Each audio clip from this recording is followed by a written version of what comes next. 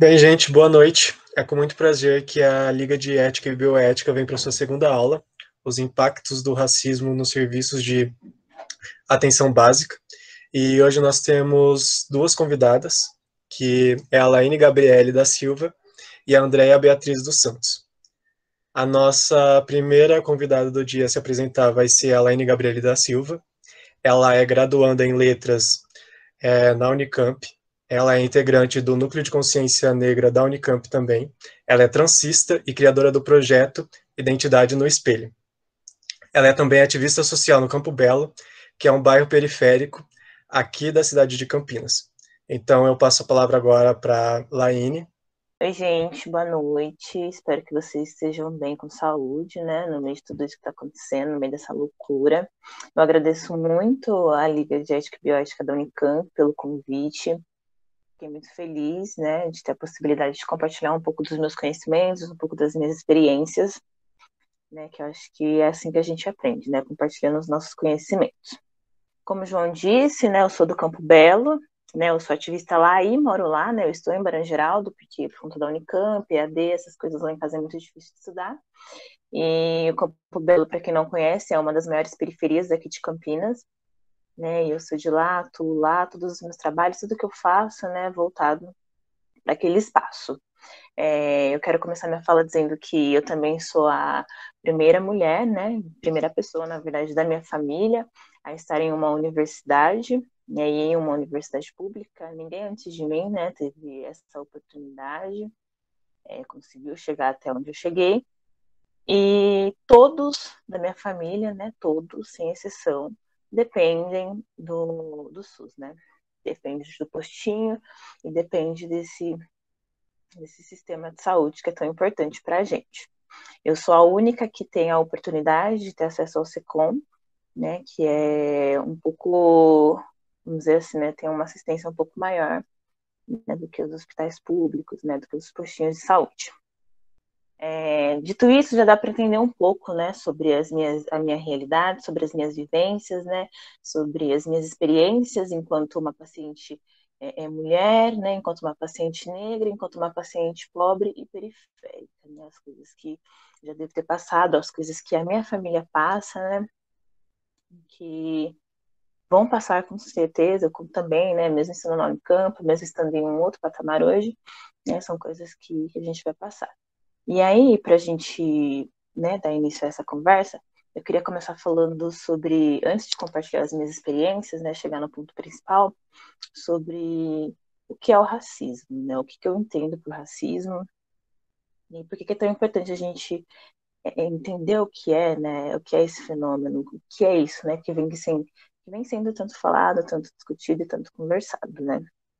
E para entender o racismo, né, eu queria trazer um exemplo muito elucidativo, que imagina uma árvore, né, a gente tem uma árvore, e a raiz dessa árvore, né, que cresce por baixo da terra, é o racismo estrutural, né.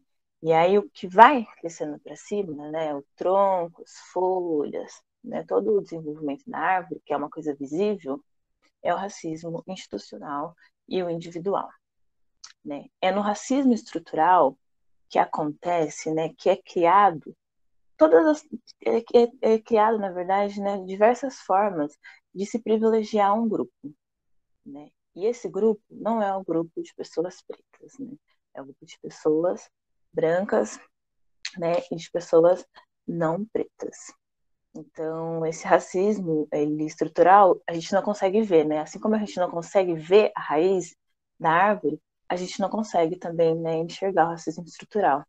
Porque é isso, ele está enraizado, ele está ali a todo momento acontecendo, né? E fazendo a manutenção e fazendo a garantia de que pessoas pretas não ocupem lugares por direito, né? Normalizando as coisas que a gente vem passando há mais de 500 anos, né? E aí o reflexo dessa raiz, né? O reflexo desse racismo estrutural é isso, é o tronco, né? As folhas, é os frutos que dão, que seria o racismo individual e o racismo institucional, né, que é o reflexo desse racismo estrutural. O racismo institucional é isso que a gente vê, né, o fato da gente normalizar a ausência de pessoas pretas em espaços que a gente deveria estar, em espaços que é nosso por direito, né? Afinal de contas, fomos nós, né, enquanto pessoas pretas, que construiu esse país, né, que trouxe esse país nas costas, né? O Brasil, ele é construído, né, por muito sangue, por muito suor, né, de pessoas pretas. E o racismo individual, né, são as atitudes isoladas de pessoas, né, que têm atitudes racistas. Então, dito isso, gente, a gente entende que não é que eu acho que, né, pensando que já que existe esse racismo estrutural, existe esse racismo institucional e existe, né, esse racismo individual, a pergunta ela não deve ser mais, né, se eu sou, então, uma pessoa racista, né? Acho que as pessoas brancas elas não devem mais se questionar se elas são pessoas racistas, né? Pensar que eu sou e o que eu posso fazer, né, perante a isso, né? Como é que eu posso agir sabendo que eu sou uma pessoa racista? Porque é isso, né? Tudo que existe no mundo hoje é pautado, sabe? E, como eu disse no começo, em beneficiar um tipo de grupo, sabe? E excluir esse tipo de grupo. Quando eu digo excluir esse tipo de grupo, eu estou falando de nós, né? Pessoas pretas, essas pessoas subalternas, que há mais de 500 anos, né, vem tentando garantir o seu lugar e a todo momento vem sendo barrada e vem sendo colocada no lugar de subalternidade por pura estratégia, né, e por pura manutenção do que é, né, esse racismo. E aí, sempre quando eu falo sobre isso, né, é muito difícil porque a gente tenta entender os porquês, né, de racismo e o que aconteceu, né, para a gente chegar ao ponto que nós chegamos. E eu sempre vou falar, né, que começou agora há pouco, que é por pura estratégia de não fazer a gente tomar o que é nosso por direito, sabe? De não nos politizar, de não nos dar conhecimento, sabe? De não nos dar acesso à saúde, de não nos dar acesso à educação, a condições básicas, né? Por pura estratégia, para que a gente não vá lá e tome o que é nosso, né? Porque é isso, né? Como eu disse há pouco tempo atrás, se fomos nós que construímos esse país, se isso daqui só existe porque teve muito sangue, muito suor de pessoas pretas, né? Então tudo isso daqui é nosso e é nosso por direito, né? E se hoje uma pessoa branca ela está onde ela está, né? É porque alguém em algum momento teve que passar por cima dessas pessoas, né, dessas pessoas pretas, para garantir o seu lugar de privilégio, para garantir o seu lugar de benefícios e para garantir o seu lugar de status dentro dessa sociedade. Então, né, dito isso, a gente entende que o racismo ele existe, né, e que todas as pessoas são racistas, né, e todas as instituições elas são racistas, né, e que tudo isso, né, ele é pautado nessa questão de ser enraizado, né, nessa questão de estar, tudo que é criado nunca foi pensado em beneficiar esse tipo de população, né, que é a população preta e principalmente uma população preta e periférica, né? Então, quando eu falo isso, a gente então traz para a realidade, né, do que é a proposta da aula, né, pensando nas questões de hospitais, né, e pensando na questão das universidades.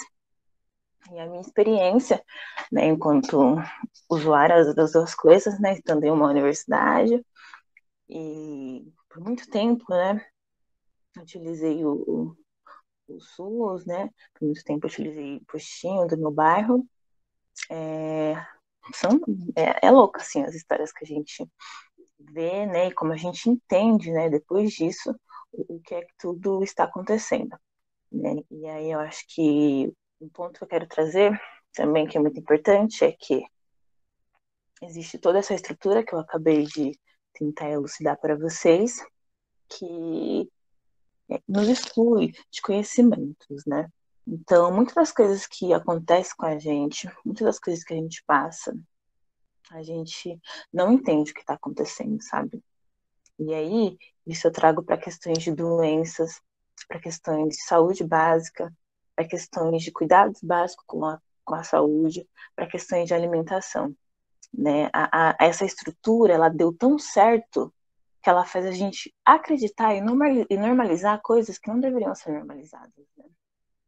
Ela nos exclui, ela exclui, né, qualquer tipo de conhecimento que talvez fizesse que a gente tivesse um pouco mais de qualidade de vida, um pouco mais de qualidade de saúde, né, e que a gente talvez vivesse melhor.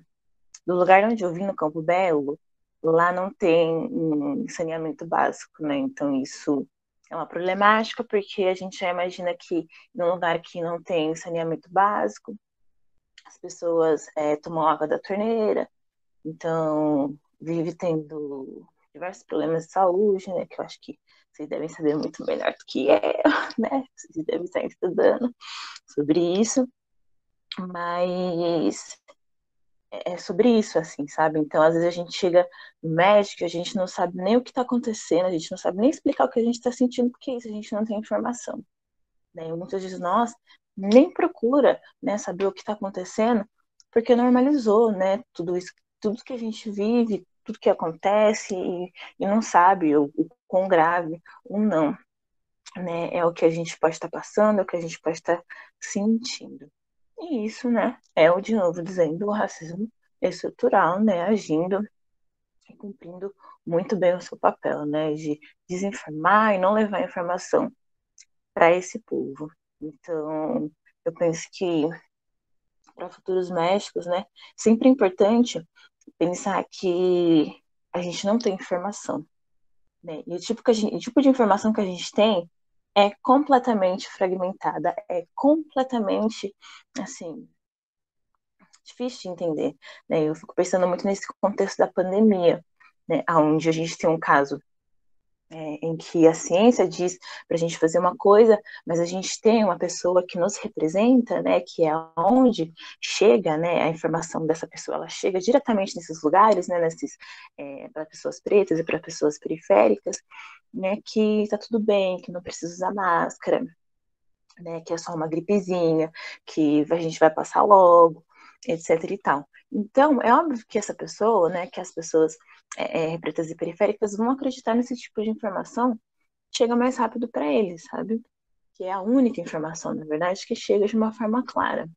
E aí, como é que então você vai me culpabilizar essa população por não estar usando máscara, sabe? Como é que você vai me culpabilizar essa população por não estar cumprindo a quarentena?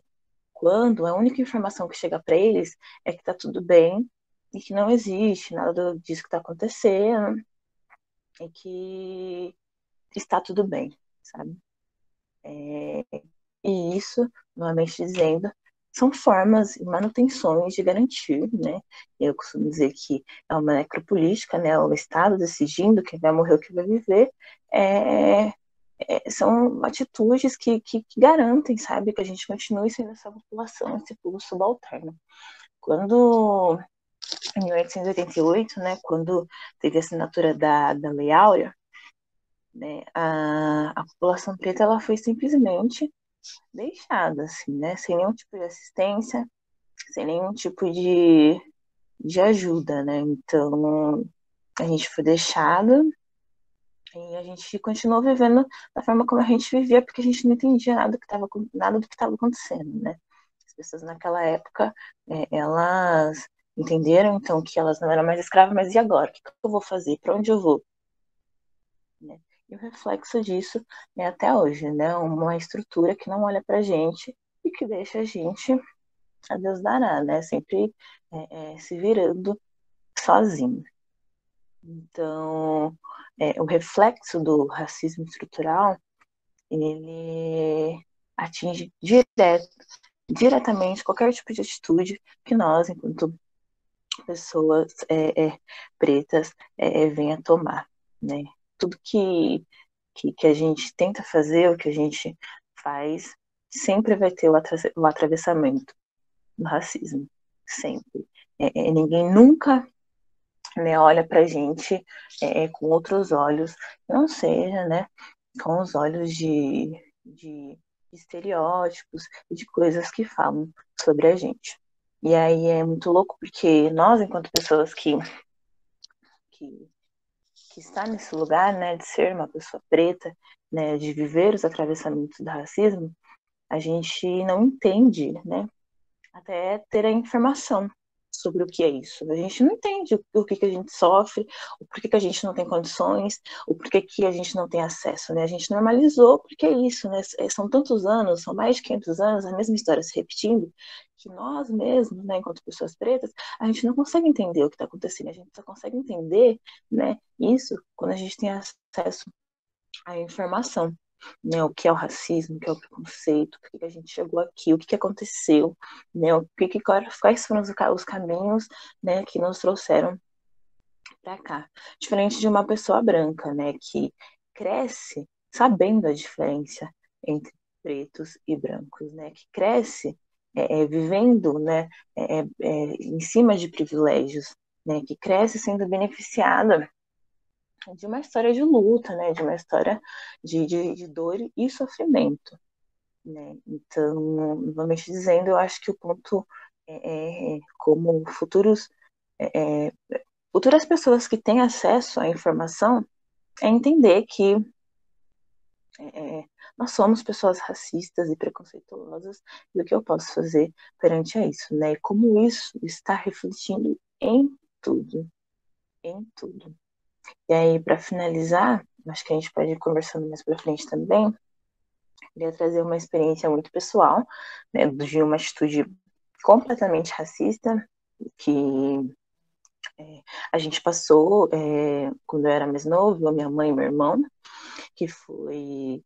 Nós somos o famoso tração, né? Eu não sei se todos conhecem, mas eu e meu irmão, a gente tem anemia falciforme, e a gente foi diagnosticado, Felipe, que é meu irmão, tinha 8, não, Felipe tinha 5 para 6 anos, por aí, a gente 3 anos mais velho, eu tinha 11, 10, não, eu tinha 8, Felipe tinha 5, por aí. Né, crianças, e a gente foi diagnosticado, né, com anemia falciforme, e aí é aquilo, né? Eu lembro que quando a gente foi diagnosticado, minha mãe foi pegar lá os resultados, né, porque o médico viu que tinha alguma coisa no nosso sangue e tal, fez os testes, fez os exames e deu. Isso, né, foi pelo postinho, gente. Então, daí já começa toda a importância, né, desse sistema que descobriu, né, que a gente tinha isso. Só que daí, na hora que o médico foi lá dar o resultado para minha mãe, ele foi completamente racista. Ele foi completamente preconceituoso. Eu lembro que ele pediu para o meu irmão sair da sala e conversou com a minha mãe. De repente, a minha mãe sai praticamente desmaiando da sala. Minha mãe chorava, mas ela chorava de uma forma assim, gente, desesperadora. Eu olhava para meu irmão, a gente olhava para minha mãe, ficava sem entender nada. Minha mãe não conseguia se acalmar, aquela história toda. E aí a gente descobre o quê, né? Eu lembro que a conversa com a minha mãe foi, né? E a gente conversou recentemente sobre isso também, né? Quando eu falei para ela dessa aula. E ela falou que o médico, quando foi dar o diagnóstico para ela, falou que era normal mesmo, que isso era uma doença de preto, né, que isso já estava na nossa vida, que isso já estava no nosso histórico, e que o tempo de vida do meu irmão era de no máximo 2 anos. E que o tempo de vida meu, ai gente, que loucura, era no máximo mais 1 ano. E aí a minha mãe falou: pronto, vou perder meus 2 filhos, o que está acontecendo? Ele não explicou para ela o que significava essa doença, ele só disse que era uma doença de preto, que atingia os glóbulos vermelhos, e que era isso, que a gente ia morrer. Que a gente tinha que começar a procurar tratamentos, né? Porque eu tinha alguns sintomas na época, né? Eu tinha um lance de ter a mão inchada, né? Sentia muitas dores nas mãos, no pé. Meu irmão, ele tem bronquite asmática, então isso deu uma agravada. E aí ele falou só para, ó, vai lá não sei se todos aqui conhecem, que é um outro hospital público, que é a PUC, né? E lá eles vão dar um suporte para você, vai falar de outros exames que você tem que fazer, mas é isso. O tempo de vida dos seus filhos são esse, e essa é a realidade. Sabe? Ele não nos informou de nada, do que significava, do para que servia, do para que não servia. A única informação que minha mãe tinha era que os filhos dela iam morrer, né? E aí começou toda a nossa jornada, né? Pessoas pobres, periféricas e pretas, porque minha família é preta, minha mãe é mãe solteira, de ir atrás de saber o que significava isso. E aí, gente, todo aquele desgaste, todo aquele cansaço, né, de ter que ir fazer exames, depender do sistema, né, os exames demorarem muito. Eu lembro, assim, né, de ver a minha mãe completamente apreensiva, de não sabendo o que ia acontecer, o que não ia acontecer. Nem o tempo foi passando, a gente foi fazendo um acompanhamento, né, que foi muito importante, né, ter acesso a esse sistema de saúde, né, e gratuito, porque a minha mãe não tinha condições na época de pagar exames, de saber, né, como é que a gente estava. E a gente foi crescendo, a gente foi fazendo acompanhamento, e aí a gente hoje não entende ainda direito o que acontece, mas a gente sabe que a gente não morreu, né, e a gente sabe que nós somos bem saudáveis, né? Mas eu acho que esse é um maior exemplo, né, do que seria o racismo estrutural e institucional, né? É ter uma pessoa branca ali, né, na condição de pessoa que tem acesso, né, à informação, não compartilhar, né, não cumprir o seu papel enquanto profissional, né, e a ideia que ele tem, né, de pessoas pretas, né, de normalizar esse corpo como um corpo que não merece, né, viver e que está fardado a sofrer todo e qualquer tipo de coisa, né, que vai contribuir para a morte dele, que vai contribuir para a ausência dele, né, em espaços, né, como esse, né, de ser médico, né, de ser um médico negro que talvez explicaria de uma forma diferente, né, para minha mãe na época.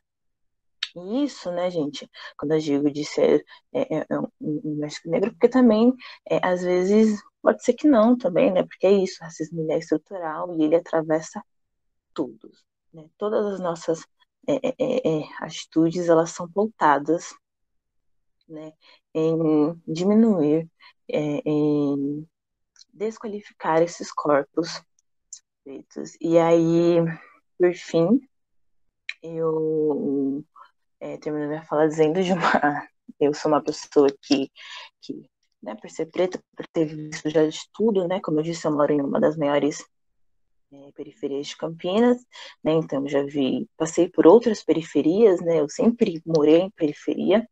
E eu tô nessa agora, então eu sempre tenho um lance, assim, de estar muito preocupada com a minha saúde, né? Eu que tive acesso à informação, eu sei o que é doenças, né? Eu sei o que acontece, o que não acontece, né? Então eu tô sempre fazendo exames, eu tô sempre me cuidando muito, e isso é simplesmente pelo fato de saber que se eu ficar doente, eu não vou ter condições, né, de me cuidar, eu não vou ter condições de, sei lá, ter que futuramente pagar uma cirurgia, eu não vou ter condições de, de continuar viva, né? Se eu tiver que depender de algo que saia do meu bolso, né? E recentemente, né, eu tenho alergia, né? Eu sou uma pessoa alérgica, eu tenho rinite. E eu tô atrás, né, de procurar a controlar isso, de manter isso. E aí, me consultando, né, com médicos, eles sempre passam os remédios mais caros, né? Mesmo eu explicando a minha condição, mesmo eu dizendo quem eu sou, o que eu faço, né? Eu acho que o João não mencionou no começo, mas eu sou educadora, hoje eu tenho uma boa posição na minha vida, mas ainda assim, né? Tô estudando, não tenho uma boa posição, né? De classe, né? Ajuda a minha família, inclusive, com o dinheiro que eu recebo, né? E mesmo eu dizendo, explicando para eles, eles insistem em trazer a alternativa sempre mais cara. Sempre, assim. Eu passei em dois médicos e a alternativa é sempre mais cara. Eu entendo que talvez seja porque os remédios são melhores, né? Porque talvez sejam mais eficazes, mas eles nunca conseguiram olhar, né? Porque eu de fato estava falando. E aí, na verdade, como eu tive aqui, nunca não, porque eu agora estou me tratando aqui no Secom, eu tenho uma médica que ela decidiu fazer umas coisas que não envolve só remédio, né, mas que envolve outro tipo de medicina, né, uma medicina mais natural, e ela me ofereceu um tipo de remédio, né, que eu consigo comprar, né, mas isso foi só quando eu tive acesso na universidade, né, e Assim, se eu não tivesse acesso a essa universidade, eu ainda, né, estaria tentando controlar, né, essa alergia, que é uma coisa que me atrapalha, que é uma coisa que eu posso, né, sei lá, de repente ter problemas mais graves.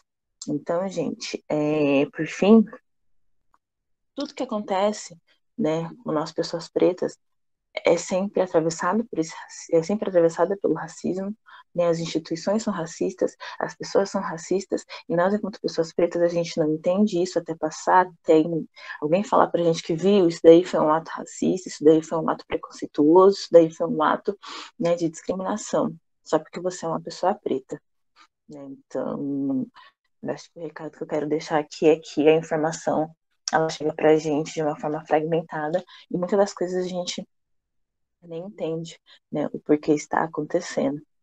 E eu espero que, a partir desse momento que a gente está vivendo, né, a gente começa a olhar para isso, a gente começa a olhar para essa subjetividade, a gente começa a olhar para essa população, né, que faz a manutenção desse país, né, que eu estou falando dessa população agora, eu estou dizendo da população pobre, né, e periférica, e eu estou dizendo agora também da população preta, né, que nós somos de extrema importância ter os nossos corpos, né, os nossos corpos em lugares de tomada de decisão, sabe? Porque a gente tem conhecimentos, a gente tem ancestralidade, né, e a gente tem muito a contribuir, né, e a somar para que a gente construa um lugar melhor para nossa sociedade. Foi ótimo, Laine. Obrigado por compartilhar com a gente seu testemunho e seu conhecimento.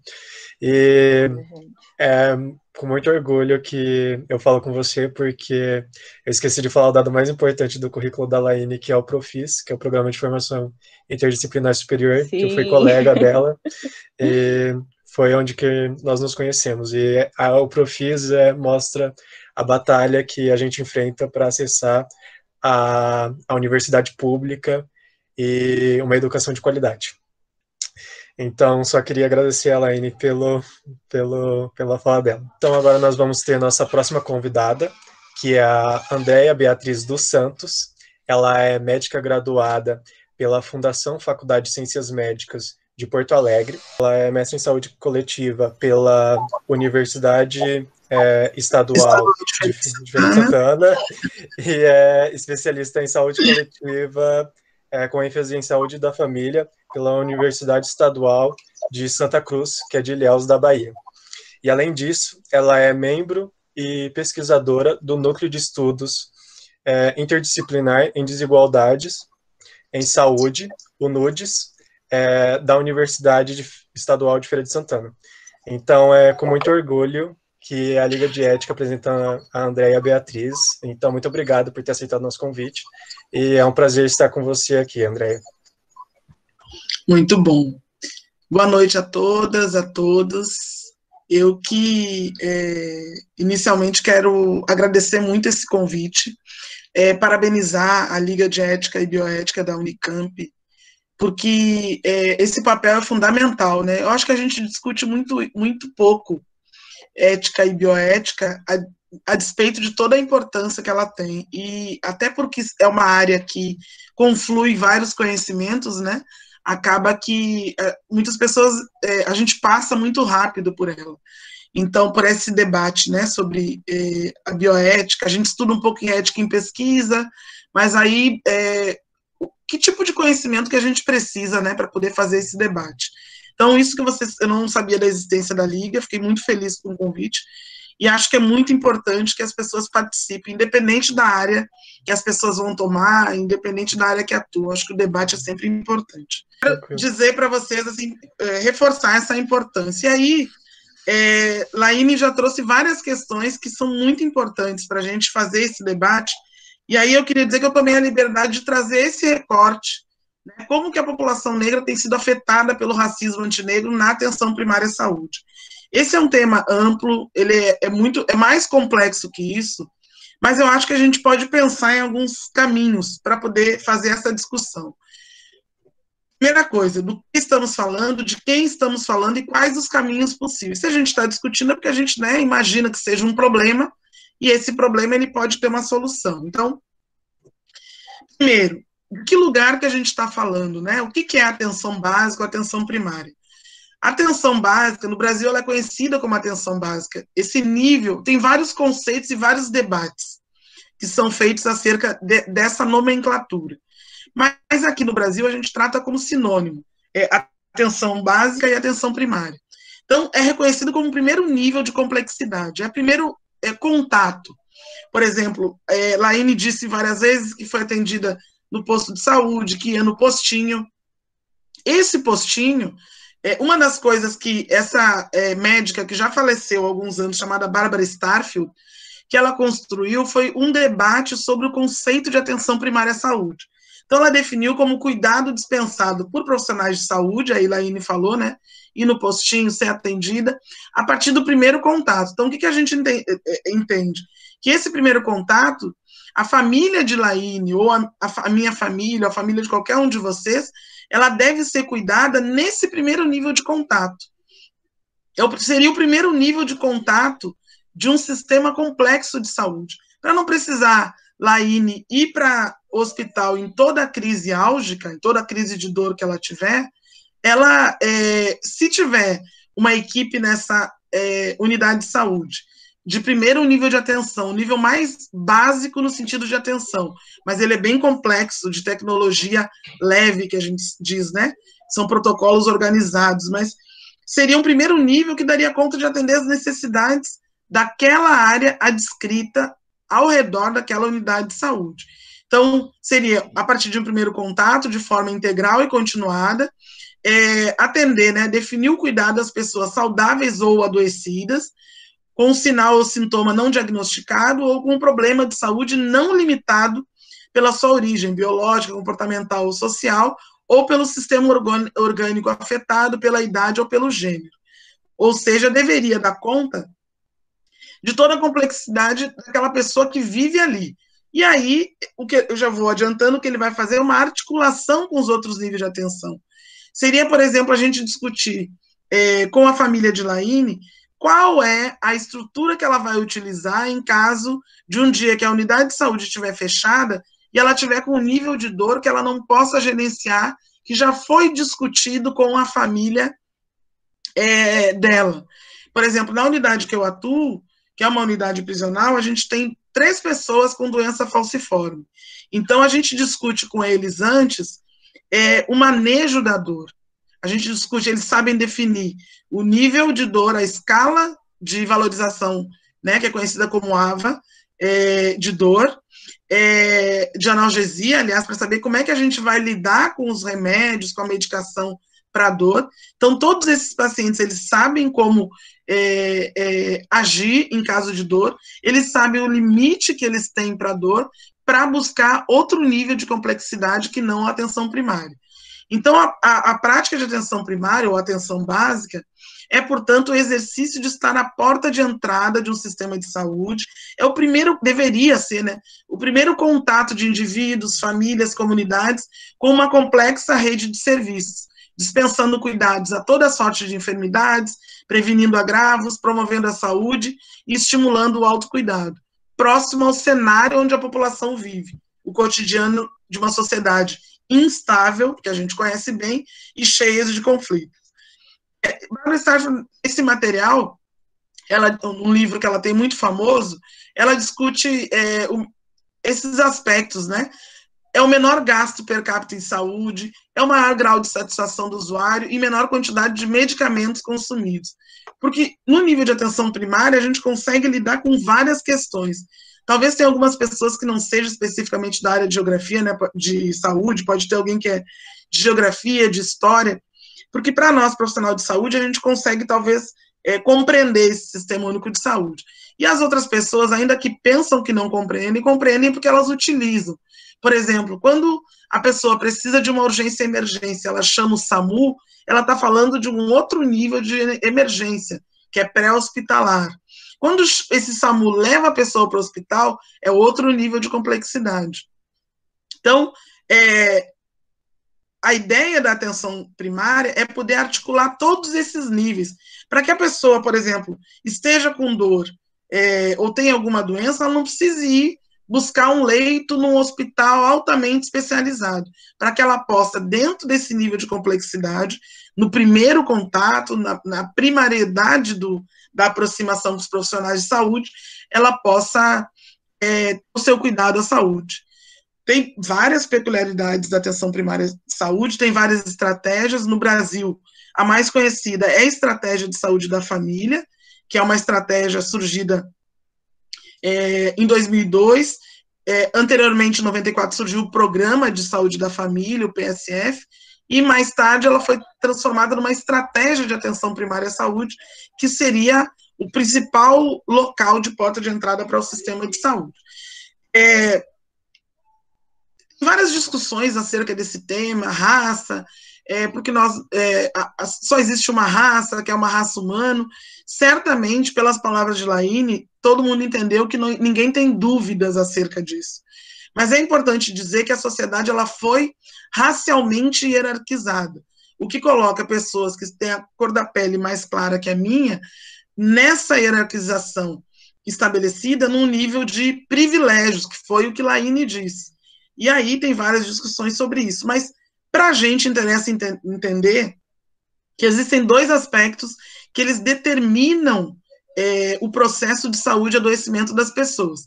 Um deles é a raça, de acordo com a Política Nacional de Saúde da População Negra, implantada em 2009, e nesse sentido a identidade racial ela é extremamente importante. Aquela informação no formulário de saúde, raça, cor da pele, que a gente tem pelo IBGE 5 alternativas: branco, pardo, preto, indígena e amarelo. Amarelo seria asiático, indígena os povos originários, né, desde que os europeus chegaram nesse continente aqui, e na maior parte dos continentes, né, ao longo de toda a América. Pardos e pretos, por conta das condições dos dados e da limitação do acesso, são reunidos em negros, e a população branca, que todo mundo, como diz, uma professora de bioética, foi reitora da Universidade Federal da Bahia, Eliane Elisa Azevedo, ela tem um livro bem fininho, chamado Raça, que é uma geneticista que virou uma grande referência em ética e bioética, discutindo, e ela fala assim: no Brasil, a despeito do debate de democracia racial, todo mundo sabe, tem no imaginário que é uma pessoa branca, uma preta, ou negra, ou indígena. A questão é tudo que envolve esse imaginário, né? Não existe problema com essa diversidade. A questão é quando essa diversidade ela é tornada um ponto de partida para se estabelecer uma diferença e fazer a hierarquia que leva à estereotipação, aos diversos, às diversas práticas excludentes. Racismo, Laíne já trouxe, né, racismo estrutural, eu não vou me aprofundar muito, mas é uma prática de exclusão. E a gente diz racismo antinegro porque existe racismo contra indígenas, contra vários povos, né? E quem é essa população? Por que a gente está falando dos impactos para a população negra do racismo na atenção primária? É a maior parte da população, isso tem sido uma grande articulação dos movimentos negros ao longo do tempo, para a autodeclaração, para o autorreconhecimento. Em 2012, para a gente ter uma ideia dos números, 36% da população branca tinha renda familiar per capita maior que 1,5 salários mínimos, e em contraposição aos 15,6% da população negra. Olha a diferença. As desigualdades raciais são importantes em todas as situações, ou seja, as famílias chefiadas por brancos apresentam maior incidência de moradias em situação adequada, e aí leia saneamento básico, água potável, iluminação adequada, acesso, né, dos serviços, coleta de lixo, se comparadas com as moradias chefiadas por negros, em qualquer localização, dados do IPEA de 2014. 77% dos jovens, das pessoas assassinadas em 2012 eram negras, e aí, né, os homicídios de homens negros, de pessoas negras, aumentou 111% entre 2002 e 2012, enquanto de brancos diminuiu de acordo com o mapa da violência de 2014. Um homem negro tem 1,5 vezes maior chance de ser preso que um homem branco. Quando a gente pega as taxas, né, pega uma base populacional de 100 homens brancos e 100 mil homens brancos e 100 mil homens negros, Em 2012, 191 brancos estavam presos, enquanto que 292 estavam presos, de acordo com o mapa do encarceramento. Esses dados é de um anuário do Fórum de Segurança e do Mapa da Violência, que traz várias informações que eu já trouxe aqui, sobretudo com a questão da seletividade do sistema de justiça racial. Ou seja, o fato de que um homem negro tem 1,5 vezes mais chance de ser preso do que um homem branco, né? Lembrando da taxa. E o que é saúde? Então, a gente tem esse perfil da população negra, vou trazer mais alguns dados. E o que é saúde, né? Eu gosto muito desse conceito, que eu acho que a gente precisa revisitar para fortalecer o SUS o tempo todo, o nosso Sistema Único de Saúde. A saúde é a resultante das condições de alimentação, habitação, educação, renda, meio ambiente, trabalho, transporte, emprego, lazer, liberdade, acesso à posse de terra e acesso a serviços de saúde. Então, se eu tenho aqueles números que eu trouxe, as desigualdades raciais, como é que a gente pode pensar que isso impacta na vida das pessoas negras? Nós temos o pior acesso à educação, a nível superior, são vários números que nos deixam à parte na sociedade. Eu estava vendo os dados, a primeira mulher que se formou em medicina no Brasil foi em 1887, uma mulher do Rio Grande do Sul que migrou para o Rio de Janeiro, chamada Rita Lobato. A primeira mulher negra que se formou, ela saiu daqui de Santo Amaro, no interior da Bahia, foi para a capital, para a primeira faculdade de medicina do Brasil, e se formou em 1909. Então, para a gente ter uma ideia dessa disparidade, o que essa mulher deve ter enfrentado num pós-escravidão recente. Eu vou pular. Esses números aqui, eles são importantes para a gente entender como que isso impacta. Então, a gente tem uma população, uma alta taxa, números altos, né, de porcentagem de mulheres negras envolvidas em mortes maternas. Aí a gente tinha, em 2012, 60% eram negras, 34% eram brancas. Porque se a gente tem acesso ao pré-natal, teoricamente, disponível para todas as mulheres, indistintamente, por que a gente tem esses diferenciais? Em 2012, a taxa específica de homicídios de jovens negros, eu já falei, óbitos infantis, dos 39 mil notificados em 2012, 45% foram de crianças negras, 41% de crianças brancas. A diferença é maior entre as mortes que aconteceram na primeira semana de vida, sendo que 47% são de crianças negras e 38% brancas. Lembrando que as mortes que acontecem na primeira semana de vida, elas podem ter uma íntima relação ou com o pré-natal, o acesso a ele, ou com a qualidade, com o acesso aos cuidados antes e depois do trabalho de parto, antes, durante e depois, né? Enfim, então de 2000 para 2012, a taxa de mortalidade pela doença falciforme dobrou no país, sendo praticamente influenciada pelas tendências da raça cor pretas e pardas. Para a gente ter uma ideia de como dialogar. Esse gráfico aqui, ele fala bastante para mim. Ele é um gráfico de 2005, mas ele é extremamente atual. Quando se separa as doenças que são evitáveis, né? Então, eclâmpsia, pré-eclâmpsia, hemorragia pós-parto, infecção puerperal, enfim, sobretudo pré-eclâmpsia, que a gente tem condições de só com a aferição da pressão fazer uma boa evolução, e os exames periódicos de pré-natal que estão disponíveis, né, nas unidades de saúde, mas que as mulheres negras ainda não conseguem ter o acesso como outros grupos, né? E a gente tem aí esse desfecho quando pega mulheres brancas, mulheres pretas e pardas, e junta pretas e pardas e negras, a gente tem aí um número muito maior em relação à eclâmpsia, pré-eclâmpsia, infecção puerperal, enfim. E o aborto tem uma questão que é muito discutida, né? Eu não estou trazendo autores aqui, mas é de conhecimento, eu teria que rever, é importante que vocês busquem, mas que existe uma questão que é o acesso ao aborto seguro. A gente sabe que o aborto, nós profissionais de saúde, nós não podemos promover o aborto, existem situações específicas onde ele é permitido, de violência sexual ou de risco para a mãe ou para a criança, né? Mas ainda assim o aborto ele é realizado. mas as condições em que ele é realizado é que tem relação com a qualidade, com a possibilidade de acesso dos diversos grupos. Esse aqui vou passar, lembrando da Política Nacional de Saúde da População Negra, que tem como objetivo promover a saúde integral e aí reconhecer raça, racismo institucional como determinantes sociais da maneira como as pessoas negras vivem, desenvolvem suas atividades e também são tratadas nos serviços de saúde. E aqui tem estudos interessantes, né? Alguns médicos acreditam que pacientes negros são menos inteligentes, mais frequentemente abusam de drogas e aderem menos a tratamentos quando comparados a pessoas brancas. E aí tem a referência aqui que colocam pessoas negras num ciclo contínuo que Laíne estava dizendo, dos estereótipos negativos. A exemplo do que tem, né? Toda vez que um paciente com doença falciforme chega até a emergência, em crise álgica, e aí é oferecido dipirona para ele, e ele diz, não resolve com dipirona, porque a dor é muito forte, eu preciso de morfina, eu preciso de outras drogas.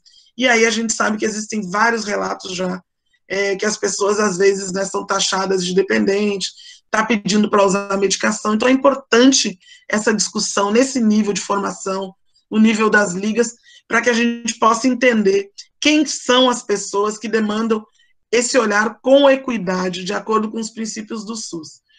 Estudos apontam que a raça influencia muitos aspectos das interações entre profissionais de saúde e pacientes, incluindo a qualidade da comunicação durante o atendimento médico.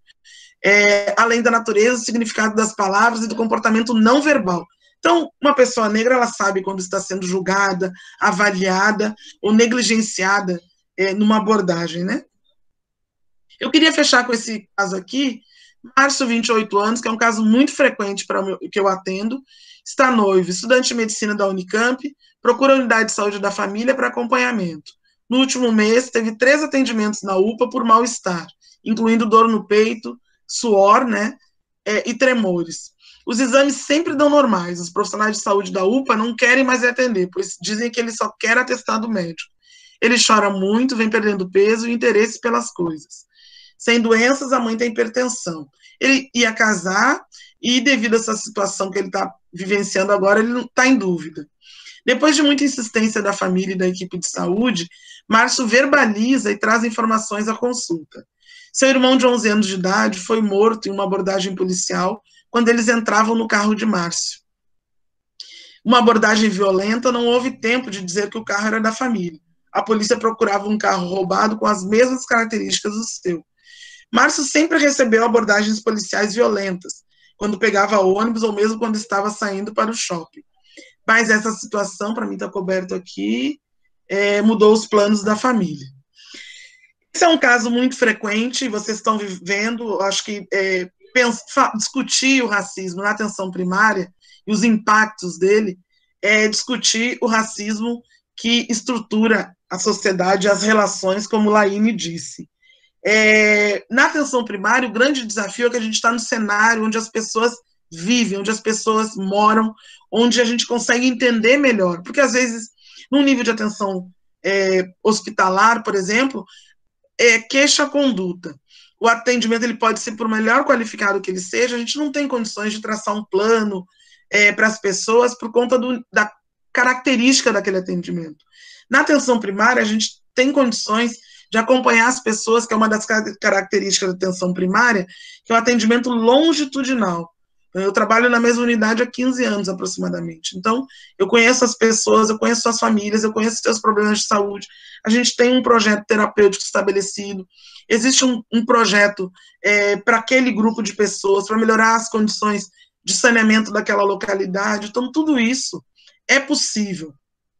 E se a gente não reconhece as peculiaridades de pessoas negras, as peculiaridades que nós temos e que demandam para o nosso atendimento à saúde, que não é só a ausência de doença, a gente não vai conseguir impactar de forma positiva nesse atendimento, se não reconhecer todas as peculiaridades, muito do que foi dito para a Laíne, história de vida, história de merecimento, história de distrato, história de não reconhecimento, esses absurdos que todo mundo, que algumas pessoas conhecem de perto, né? Então, É importante o reconhecimento das peculiaridades, cuidado com a equidade, é um princípio do SUS, reconhecer a garantia dos direitos constitucionais, o acesso aos serviços de maneira integral, uma abordagem multidisciplinar e intersetorial, talvez seja necessário outros saberes para poder abordar o cuidado, e o desenvolvimento de habilidades comunicacionais com humildade cultural e racial, ou seja, saber que, eventualmente, por exemplo, para eu abordar uma pessoa indígena, eu preciso reconhecer as minhas limitações. Uma pessoa indígena tem uma tradição, tem uma história, tem uma cultura, tem toda uma trajetória, que se ela não for reconhecida, não tem como eu querer cuidar da sua saúde. Muito obrigada. Com essas contribuições, eu estou à disposição para a gente conversar. Aqui as referências. Muito obrigado, Andréia, pela aula tão incrível, né, por essa contribuição. A gente gostaria de abrir para perguntas. Alguém gostaria de falar algo, fazer alguma pergunta para a Andréia ou para a Laine? Eu queria agradecer a Laine por ela trazer um relato pessoal também, né, e trazer, obviamente que ela trabalhou conceitos, mas é importante, né, a gente entender que quando a gente está falando da vida das pessoas, a gente está falando da vida das pessoas, isso tem impacto na vida das pessoas. Então, se a gente está discutindo isso, é porque não é uma coisa à toa para tratar. É importante que tenha esse olhar. E saber o limite, né, desse olhar, saber, eu acho que a escuta é a melhor coisa que pode acontecer para um cuidado, independente da área que for e da prática profissional. É muito importante isso. Obrigada, viu, Laine? E obrigada a vocês por essa responsabilidade, né, da Liga também. Eu que agradeço pela aula aqui, eu fui anotando tudo.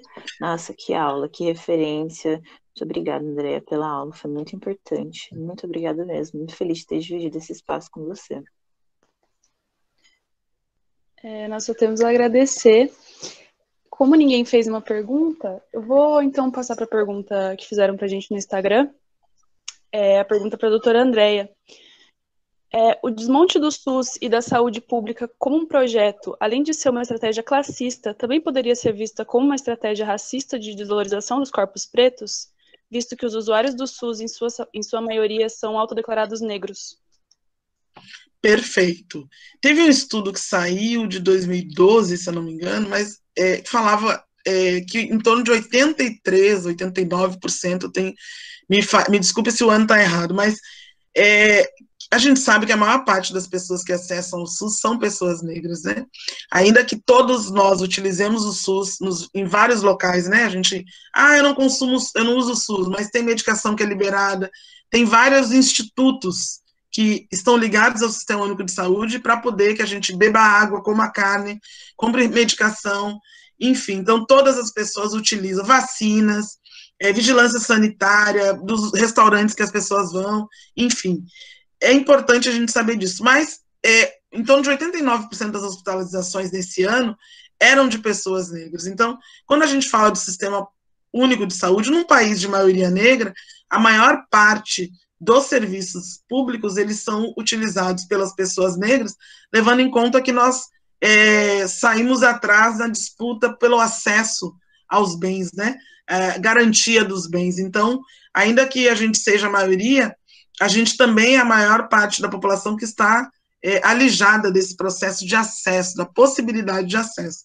E eu concordo plenamente. A negação de direito, a educação pública de qualidade, a saúde de qualidade, a cultura como um bem público, ela diz respeito diretamente à população negra. Obrigada, doutora Andréia. Mandaram uma pergunta, a Júlia Rabelo mandou uma pergunta no chat. E quando é notado um comportamento racista dentro do ambiente do hospital, como proceder? A gente denuncia o CRM e o Corém da pessoa? Perfeito. O racismo, a prática de exclusão, a prática do racismo, ela é crime no país, né? E para nós, profissionais de saúde, toda forma de violência, ela deve ser denunciada, seja homofobia, seja transfobia, seja intolerância religiosa, toda a prática porque nós somos profissionais de saúde investidos para o cuidado à saúde, indistintamente. Eu posso ter minhas crenças, todo mundo pode ter as suas. Então, é importante que se denuncie, sim, pode ser feita um registro, ter uma testemunha, e aí fazer o registro, a denúncia anônima aos órgãos, né, ao COREM, ao Conselho Regional de Medicina. É importante que seja feito, sim. E é importante que, se a pessoa que não se identifica com aquela prática de desrespeito, de discriminação e de exclusão, que ela também manifeste, né? Se ela não se sentir à vontade para se manifestar, porque se a gente não se indignar com essa situação de desrespeito e de negação da humanidade dessa pessoa por um marcador, tem que questionar, inclusive, esse lugar que ocupa, né? Se a pessoa não se indigna com isso, não se incomoda com isso enquanto profissional de saúde, ou enquanto pessoa que circula pela vida, ela precisa, é necessário questionar os seus valores, né? Então, no meu caso, tem que fazer, eu faço a intercessão, né? É importante interceder. Muito obrigado, doutora Andréia. Gente, nós vamos encerrar as perguntas aqui. Eu quero agradecer a João Vitor e todas as pessoas envolvidas na organização pelo cuidado, pelo carinho, a Laine também por dividir esse espaço, e espero ter contribuído para essa discussão. Então, agradeço demais a sua presença, Andréia, que foi incrível. E agradecer também a Laine pela participação dela também. A Liga de Ética e Bioética, só tenho orgulho das nossas palestrantes até aqui, de todas as falas. Além disso, se vocês quiserem entrar como ouvintes ou ligantes, ou seja, e depois ganharem o certificado por assistirem às aulas, podem mandar um e-mail aqui que também está no nosso chat, que aí a gente consegue colocar vocês no nosso grupo do WhatsApp. Tudo bem, gente? Então é isso por hoje. Gostaria de agradecer a presença de todos, agradecer novamente a Laine e a Andréia por participarem e por darem essa contribuição tão rica aqui. E é isso.